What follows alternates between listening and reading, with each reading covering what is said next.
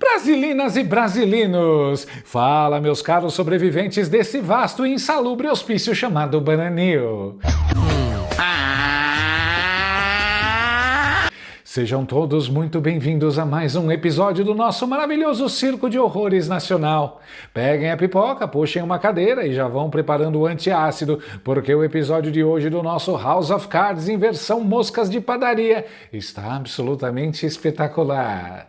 Vamos falar da última grande pataquada do nosso intocável, do nosso inquestionável, do Deus Supremo do Olimpo Tupiniquim, o reluzente Alexandre o Glande. O homem, a lenda, a figura mística que tem o dom quase divino de transformar a Constituição Federal em papel higiênico de rodoviária e mandar a gente dar a descarga com um sorriso no rosto. Vai lá! Pra gente entender o tamanho do buraco e como o Bananil se tornou essa republiqueta de bananas controlada na rédea curta por um único homem, deixa eu contextualizar a desgraça bem rapidinho. Tudo começou quando um jornalista lá do Maranhão, o Luiz Pablo, resolveu cometer o absurdo, a audácia, o crime inominável de fazer o trabalho dele. Ele publicou uma denúncia mostrando que o excelentíssimo e rotundo ministro Flávio Gordino estava usando um carro oficial blindado do Tribunal de Justiça para passear com a família por aí. Um veículo de luxo pago com o quê? Com o seu dinheirinho suado, claro. O seu imposto que você rala o mês inteiro para pagar enquanto acha que está vivendo numa democracia. Aí você, cidadão ingênuo que ainda acredita em Papai Noel e em instituições republicanas, pensa: poxa, o que o nosso guardião Alexandre de Moraes fez? Mandou investigar a farra do Dino? Abriu a apuração? Claro que não, meu amiguinho! Em qual país você acha que mora? No Brasil do Xander Clayson, quem investiga abuso de autoridade é que vira o criminoso. Xandão não pensou duas vezes, mandou a Polícia Federal bater na porta do jornalista, apreendeu o celular do cara, levou o computador e quebrou o sigilo do sujeito para descobrir quem era o fofoqueiro, digo, a fonte patriótica que ousou vazar essa patifaria. E não parou por aí. Ontem descobriram a fonte, um ex-secretário do Maranhão chamado Raimundo Cutrim, e o careca do poder enviou a PF para barbarizar o cara com busca e apreensão na casa dele. Oi! Ô maravilha! Oi! Ô que delícia! Fim absoluto do sigilo da fonte. Rasgaram o artigo 5º da Constituição e usaram de confete na micareta do autoritarismo. Mas calma, porque o verdadeiro suco de entretenimento, a cereja do bolo de estrume dessa história toda, não é nem um absurdo jurídico. Afinal, de absurdo jurídico a gente já está amortecido. O melhor de tudo é a reação absolutamente hilária, patética e covarde da nossa querida e decadente imprensa tradicional. Aquela mesma turma que passava o dia inteiro batendo palma para maluco dançar e achando que o dragão do autoritarismo só ia queimar a vizinhança. Entidades da imprensa criticam a operação de Moraes contra a fonte de jornalista. Primeiro, vamos olhar para essa notinha de repúdio patética que as associações de imprensa lançaram. A NJ, a ABERT e a NERD se reuniram numa mesa redonda de pura fraqueza para soltar um comunicado dizendo que vem a situação com profunda preocupação e que isso representa uma séria ameaça à liberdade de imprensa. Nossa, que pavor! Imagina o desespero do Chanderley lendo isso lá na cadeira dele. Ele deve estar tremendo como uma folha seca diante de um PDF sem efeito prático nenhum. Foi conversado algo sobre o meu nome nessa reunião? A debilidade dessa galera chega a ser emocionante. Vocês lembram quando eram os jornalistas conservadores, tipo Alan dos Santos, sendo censurados, tendo contas bloqueadas, a casa invadida pela PF, o passaporte cancelado e sendo jogados na prisão sem o devido processo legal? Naquela época, a regra dessas mesmas associações era o silêncio absoluto. O lema oficial da imprensa consociada era vigiar e punir gostoso demais. Afinal, derrubar a oposição era lindo, maravilhoso e necessário para a democracia. Aperta mais que tá gostoso, Xandão! Diziam eles. Pois bem, meus caros, a água represada finalmente bateu na bunda de todo mundo. O monstro que eles alimentaram no quintal cresceu, escapou da coleira e agora descobriu que a carne dos amiguinhos da imprensa também é bem totosa. How's the pie? Só que agora preparem a pipoca e limpem os óculos, porque o nível de vergonha alheia atinge o ápice do ridículo. Vejam a seguir a reação do comentarista político e sósia do Gonzo Octávio Fedis na Globo News, tentando dar essa notícia sem virar o próximo alvo de um mandado de prisão. É a mais pura retratação da covardia ao vivo. Como se trata de um blog, né, de um jornalista, a investigação, e aí agora entra a minha opinião, tá? Meu CPF. A investigação, ela fica num limite muito perigoso entre investigar o fato e investigar a pessoa, porque foram atrás de quem estava passando informações para o jornalista. Primeiro fizeram uma busca e apreensão na casa do jornalista, recolheram um celular. Aí olha o que diz a polícia com esse celular. Pegamos o celular do jornalista. Fica claramente demonstrado que quem obteve as informações e imagens divulgadas pelo jornalista foi o Raimundo Cotrim. Então pegaram o celular do jornalista para descobrir quem estava passando informações para ele. Então a polícia vai dizer, estamos investigando a perseguição. Mas, se se trata de um jornalista fazendo uma denúncia de uso de um carro público, de um bem público, por um homem público, esse secretário é uma fonte. Então, é muito tênue ali o limite, né? Quebraram o sigilo da fonte, porque foram descobrir, a pretexto de investigar uma perseguição, foram descobrir quem estava passando a informação. No Brasil, decisões não são problema, os problemas são os precedentes. Hoje nós temos ministros que são alvo de reportagens investigativas, né? O próprio ministro Alexandre de Moraes, com a história dos contratos do escritório da esposa dele, o Toffoli, com a compra do resort, fotos divulgadas também por jornalistas de chegada de banqueiros e confraternizações do seu resort, ou seja...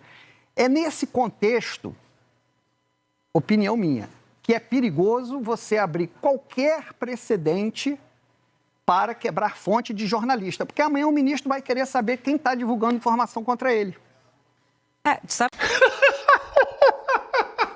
Meu Deus do céu, o Octávio Fedis gaguejou mais do que adolescente travado, tentando se explicar para a polícia numa blitz de madrugada.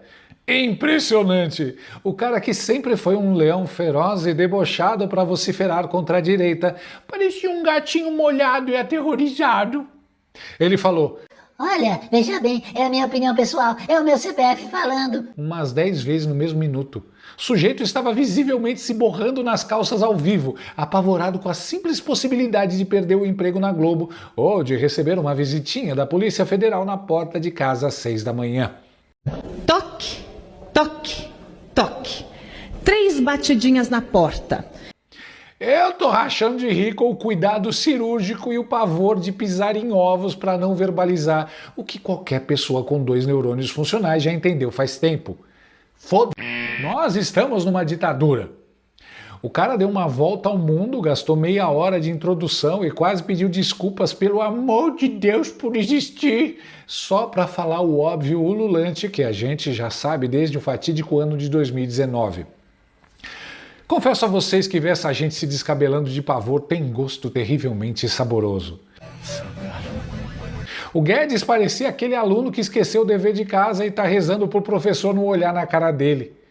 Como já dizia o grande Milor Fernandes, imprensa é oposição, o resto é armazém de secos e molhados. E a nossa grande mídia comporta-se exatamente como aquele sapo burro numa panela de água fria. Vai tomando banho morno, achando que está num spa, e quando percebe que a água está fervendo, já virou sopa. E a parte mais ingênua, para não dizer patética, do raciocínio dele? Quando ele solta do alto do seu pedestal: Porque amanhã o ministro vai querer saber quem está divulgando informação contra ele. amanhã? Meu amigo, acorda pra vida. Em que planeta você esteve nos últimos 5 anos? Isso já é o prato do dia no Brasil faz mais de meia década. A essa altura já deve ter assessor mandando mensagem pro Xandão. Ai, Xandex, você viu os comentários do Octávio Fedis? Isso aí é um claro e inequívoco atentado violento contra o Estado Democrático de Direito. Com certeza é um agente infiltrado. Manda a PF fazer uma busca e apreensão preventiva no camarim dele agora. Se você achou a performance de Octávio Fedis um vexame, segura a marimba porque o buraco do jornalismo militante sempre consegue ser mais fundo. Agora a gente entra no departamento de passagem de pano profissional, o suco concentrado do desastre ético. Vamos acompanhar a manicure dos 9 dedos do Lula e líder das Xandetes, Mortadela Lima, no urinol, uau, justificando sem o menor pudor a violação do sigilo da fonte e transformando o agressor em vítima. Gente, o ministro Alexandre de Moraes autorizou hoje uma operação de busca e apreensão com múltiplos alvos no estado do Maranhão.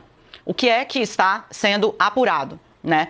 Meses atrás, você viu aqui, inclusive no All News, um blogueiro do estado do Maranhão foi alvo de uma ação autorizada pelo ministro Alexandre de Moraes porque divulgou o trajeto, veículos, placas utilizadas pelo ministro Flávio Dino e pela família dele no Maranhão quando a família, o Dino é do Maranhão, está no estado.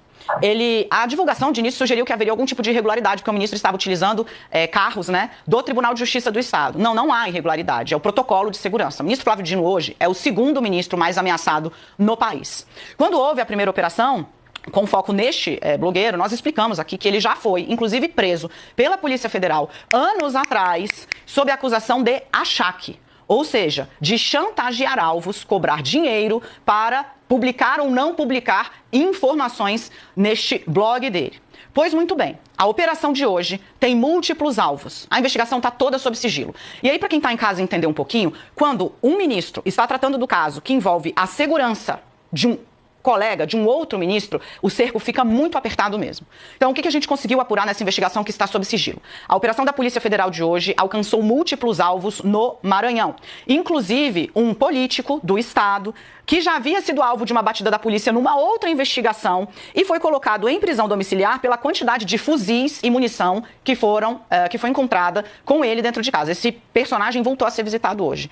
Qual é a suspeita que a Polícia Federal levou para o Supremo? O Supremo encaminhou para a PGR e a PGR falou: ok, fundamentada a suspeita, faça-se a operação, ou seja, com apoio do Ministério Público Federal. É a de que este personagem, que de novo filmou, fotografou e divulgou o trajeto feito pela família do ministro Flávio Dino no estado, o segundo ministro mais ameaçado e que é inclusive o relator das investigações que tratam de orçamento secreto no Maranhão, de que este personagem teria recebido R$100 mil por intermédio de uma terceira pessoa para montar essa operação de monitoramento e plantação de desinformação sobre o ministro Flávio Dino e a família dele por meio do veículo que ele patrocina, este blog. Trago mais detalhes aqui do que consegui levantar e em seguida já me volto ao coach. Então, a PF e a PGR, sim, reconheceram que havia prática de crime ou ainda conduta visando a prática de crime sobre o ministro Flávio Dino. Essa é a linha que foi apresentada pela Polícia Federal e pela PGR ao Supremo.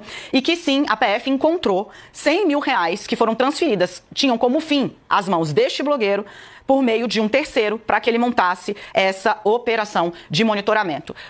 O sigilo, né? Muita gente tem, o próprio blogueiro, né? Esse comunicador, digamos, do Maranhão, tem dito que o sigilo das fontes dele está sendo colocado em risco, né? A garantia que vem sendo dada, inclusive referendada pela Procuradoria-Geral da República, é que este direito que o jornalista tem de proteger as suas fontes e que o Estado tem a obrigação de preservar, está sendo mais do que assegurado, inclusive porque a PF sabe, a PGR sabe, o Supremo sabe que se houver violação a sigilo de fonte com patrocínio do Supremo Tribunal Federal, seria um verdadeiro escândalo. Mas sensacional!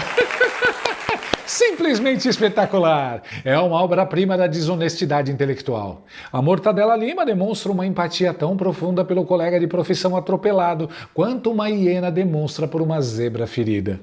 Ela imediatamente abraçou a narrativa oficial do sistema. Disse que o coitado e indefeso Flávio Gordino estava sendo chantageado e ameaçado e que por isso mesmo o uso truculento da pelúcia federal era totalmente justificável. Entenderam a mágica? A partir de agora, se você publicar qualquer maracutaia, podre ou uso indevido de bem público envolvendo os seres iluminados do STF, você não é mais um jornalista investigativo. Você é um chantagista perigoso que ameaça as instituições. E reparem bem no método, porque essa tática é velha e conhecida. Lembram do que o Alan dos Santos denunciava lá atrás? Essa substituição cirúrgica do termo jornalista por blogueiro ou comunicador é um truque manjado para desidratar as garantias constitucionais da vítima. Eles rebaixam a pessoa publicamente para dizer que as proteções da lei não se aplicam a ela. E quem eles usam para fazer essa ponte sacana e fixar a palavra na cabeça do público? Os próprios jornalistas amestrados que comem na mão dos ministros. E a ironia da história chega a ser poética. A Mortadela Lima é literalmente a repórter que mais enche o peito para se gabar de ter fontes quentíssimas no STF. Ai, um ministro me mandou essa figurinha muito rápido. Peraí que eu vou catar aqui. Posso ler aqui a mensagem que eu troquei com um integrante do Supremo? Eu escrevi. Ai, gente, desculpa. 10h30 da manhã. A Zambelli fugiu, ministro. Você que... Passa o dia trocando as figurinhas e mensagens no WhatsApp com o topo do judiciário e acha que tá arrebentando. Olha a audácia da mulher. Ela olha para a câmera, chama o colega de blogueiro e jura de pé junto que o sigilo dele está sendo plenamente assegurado. E por que ela tem essa certeza toda? Porque as próprias autoridades que violaram o sigilo garantiram para ela que está tudo sob controle. Confia, pessoal. Segundo ela, se tivesse algo errado, seria um verdadeiro escândalo. E não há escândalo algum. Perfeito? A lógica é simplesmente brilhante. Se os donos do poder disseram que não tem escândalo, então tá tudo certo, pessoal. Circulando, não tem nada para ver aqui.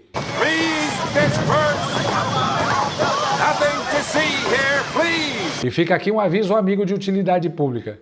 Se por algum motivo bizarro você for fonte da Daniela Lima, tenha medo. Tenha muito medo.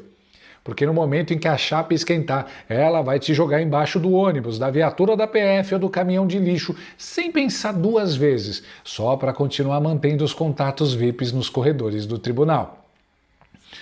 Meus amigos, o Bananinho definitivamente não é para amadores e o jornalismo militante virou uma piada de péssimo gosto.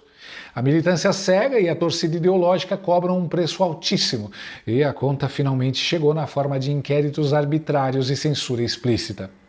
Parabéns a todos os envolvidos! Vocês chocaram o ovo da serpente, alimentaram um monstro com oposição e agora estão achando ruim que ele resolveu jantar à sobremesa.